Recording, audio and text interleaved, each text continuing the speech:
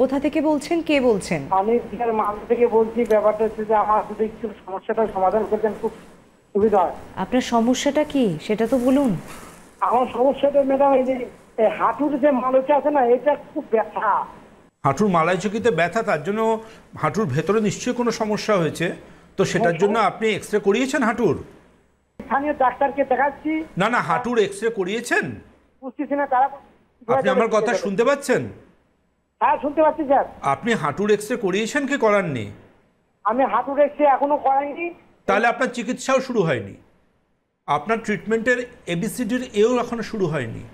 আপনার হাঁটুতে ব্যথা মানে আপনার প্রথম হাঁটুর ভেতর কি হয়েছে জানতে হবে, তার জন্য এক্স রে করতে হবে।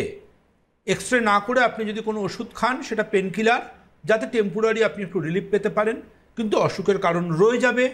আপনিও আছেন, আপনার হাঁটুও আছে, হাঁটুর ব্যথার কারণও আছে, এবং সেই কারণ মাঝে মধ্যে মনে করিয়ে দেবে, প্রেজেন্ট প্লিজ, আমি রয়েছি কিন্তু।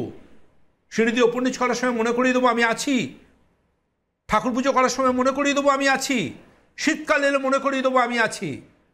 কি করবেন? পেনকিলারের উপর বশবর্তী হয়ে থাকবেন, নাকি সঠিক হইতে এটাকে ডায়াগনোসিস করে তার সঠিক ট্রিটমেন্ট করে এটাকে সারিয়ে ফেলবেন?